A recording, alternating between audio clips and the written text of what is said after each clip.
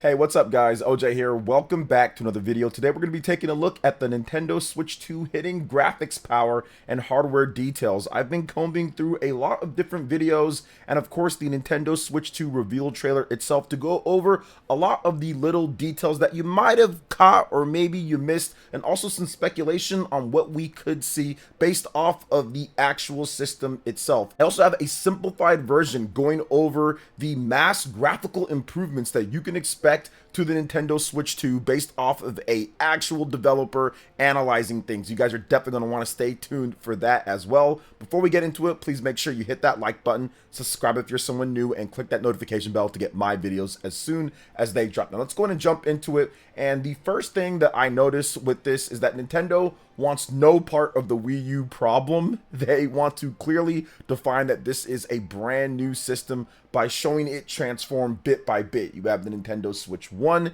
and then it clearly transforms into something different, which Nintendo first put out an update from Nintendo, which then later they renamed to Nintendo Switch 2 in the title of the video. But clearly it is a new different system over what we've gotten before with the Nintendo Switch 1. So that was definitely smart of them from a marketing perspective. Now there's slightly different texture or shine of the casing material compared to the original Nintendo Switch. Now it might just be me, but that's what I noticed from when they kind of peeled away from the top of the casing with the Nintendo Switch 1 transforming into the Nintendo Switch 2. Now there is a USB port at the bottom of the Nintendo Switch 2, but also at the top. Now this means a lot of different things and potential things in the future. You can charge other devices while the system is docked, in addition to potentially having future add-ons. How about a second screen for specific games, or even NSO Nintendo DS or 3DS, or games built specifically to have a two display type of thing. So I do feel that that is a future-proof type of thing, in addition to a practical edition as well. Now all of the expected buttons from the power, volume, game card slot, and headphone jack are all at the top of the device like expected, but there is a U-shaped kickstand for tabletop play, which fits more of the visual rounded edges of the device and dock. Now there is a micro SD card slot. It's kind of hard to spot, but it has been upgraded to express micro SD cards, which are higher quality and load faster than the top SD cards out there, or micro SD cards. So it's still behind the slot right there at the U kickstand. Now the little rubber pads for stability when it comes to Nintendo Switch 2, they make their exciting and grand return as well. I know that gets you guys really excited to see those. And the range of the motion for the kickstand is significantly better than what we saw with the Switch version 1, and probably on par or maybe even slightly better than the kickstand for the Nintendo Switch OLED, and it completely revamped the design as well. Now let's talk about the Joy-Cons, because there's a lot of stuff to go over here. Clearly there is a bigger size increase with the Joy-Cons, which brings a lot of new possibilities. They have added a new button on the right Joy-Con right underneath the home button that's covered up what is known online as the C button. That's kind of been leaked out there a while back actually, but we don't know what this button actually does. Now it's rumored and speculated that it could be a community feature button that connects to your friends, voice chat, and more. So we're gonna have to wait till April 2nd and Nintendo kind of details more about that. But that C button is there, and that is a new addition to the Joy-Con 2 over the Nintendo Switch Joy-Con 1. Now another one of the new possibilities I think is highly likely is HD Rumble 2. When the Switch 1 was first revealed, many of the devs making games on it were stunned that Nintendo was able to pack that much tech into the small Joy-Cons. And to be exact, Mr. Hadara from Tekken fame, Bandai Namco, he was actually saying it was pretty impressive and incredible the type and quality of the technology that they stuffed into those small Joy-Cons. Now with the increased size, they can absolutely add better and stronger motors for higher quality HD Rumble, or new types of Rumble features and new types of technology improved upon what we saw with the Nintendo Switch 1. And I think that would be huge, because obviously we have stuff like the PlayStation 5 DualSense controller that's really good on haptics. Obviously it's a big bulky controller that's really nice to hold and everything, but now with the Nintendo Switch 2 Joy-Cons actually increasing in size, we could see some added rumble motors and just more functionality to the Joy-Cons itself. Now adding a little bit of color to the analog circle was a nice little touch to show the difference between the Joy-Con 1 and Joy-Con 2s. But now we need to get where things get a lot more interesting, and that is the middle or top of the Joy-Con 2. And not only do we see bigger SL, SR buttons, but the whole connecting device has been changed, as you can see. No longer is it a rail sliding system with arrows telling you which way to connect them, but now replaced by a much thicker bridge in general. Circles at the top and the bottom, moved player light detector, and rectangular magnet receptor that now snaps or clips into the base unit of the Nintendo Switch 2. We also have a nice square opposite of the connector button that is probably the most exciting feature teased for games that we'll get into in just a bit. Left Joy-Con is of course a different color to differentiate the two. The same A, B, X, Y, up, down, left, right arrows and analog sticks plus buttons are all just like the Joy-Con ones, and probably slightly different in terms of size overall once we get the units in our hands. The Joy-Con button clip strap is back, but the thing that's on here is a really cool feature that has the internet buzzing. The square button I alluded to seems to be an optical mouse-like detector feature like a PC mouse. Nintendo clearly hints this by making the Joy-Con 2 slide on the surface as if you're using it like a PC mouse to control a cursor. This type of style of play could be a nice addition for shooter games like Metroid Prime 4 or Splatoon, or even strategy RPGs like Fire Emblem to pick units and drag them to places. The satisfying snap of the Joy-Cons here never gets old.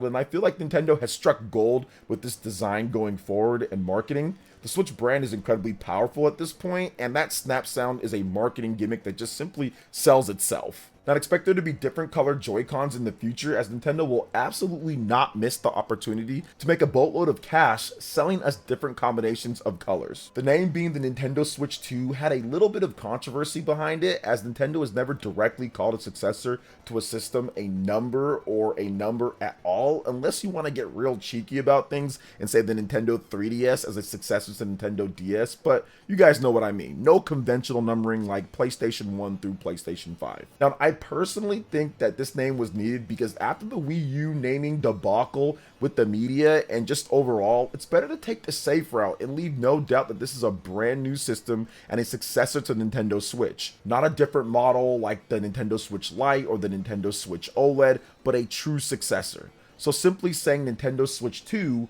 is the easiest way to convey that. If Nintendo called it Super Nintendo Switch or Nintendo Switch Advance or whatever other names people were saying that it should be named, there would absolutely be people saying that they don't know if it's a brand new system or if it's a slightly better model. Journalists would 100 play that confusion up and write article after article about it. Better to not leave it in their hands at all. I also like how they show the logo with the text multiple times to simply reinforce that it is indeed the Nintendo Switch 2 and not anything else. Now let's get to Mario Kart, which I have taken some really good notes from the channel Sungran Studios. There is a developer who works full-time making video games, as he's experienced with the Nintendo 3DS, the Nintendo Wii U, and the Nintendo Switch, and is working to bring his games to the Nintendo Switch 2. In a video he did breaking down the Mario Kart Nintendo Switch 2 footage, he was able to easily explain how the footage Nintendo showed with the Nintendo Switch 2 trailer, it shows that the Nintendo Switch 2 is significantly stronger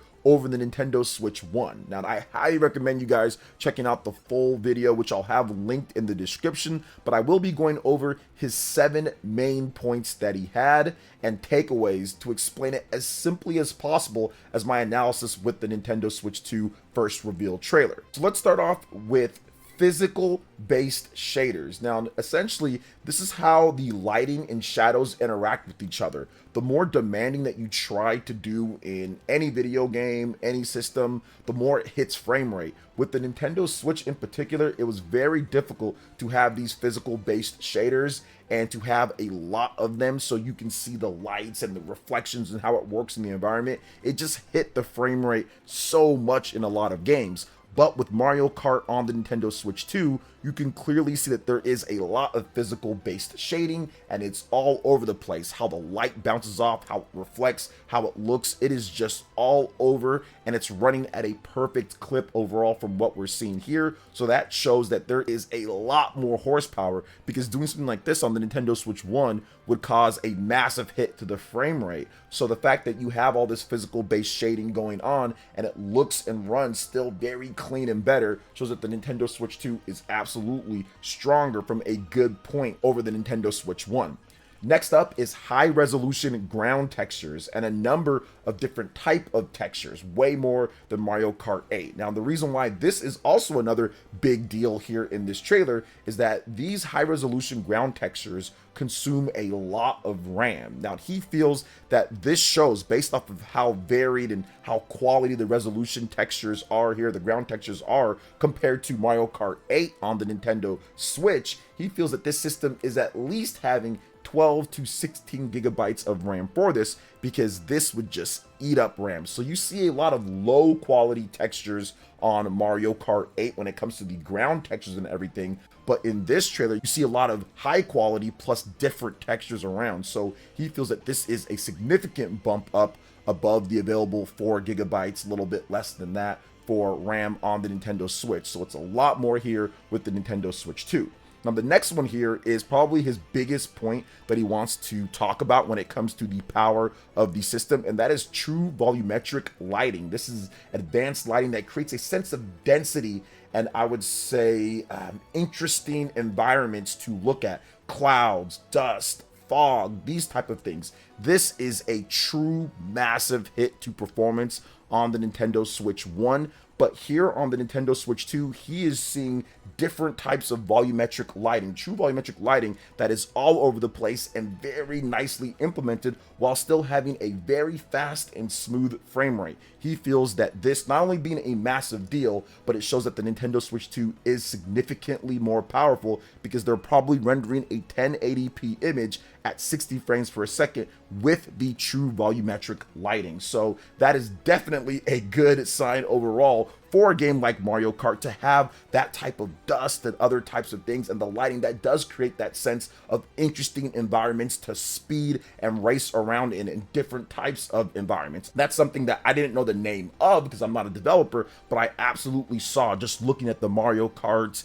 footage over and over. Now, another thing here is shadow calculation and drawing. It can be seen at a very far distance when it comes to shadows, because on the Nintendo Switch 1, you'll see it for a bit and then it'll kind of fade off of the screen, or there'll be something that they'll do to kind of pull it back. But from what he analyzed and from what you can see as well, you can see how the shadows are still drawn even as the camera pulls away, as they go farther. The shadow calculation is still there, and there's high resolution shadows as well. So all of that is starting to pile up here between the physical base shaders, the high resolution ground textures, the true volumetric lighting, and now the shadow calculation and the drawing of those shadows. Now, next up is the density of the unique textures as well. There's a lot of unique material and textures that are out there in different types of things, and that would usually tax the original Nintendo Switch a lot. When you see a lot of different unique textures and how dense they are, that would be pretty taxing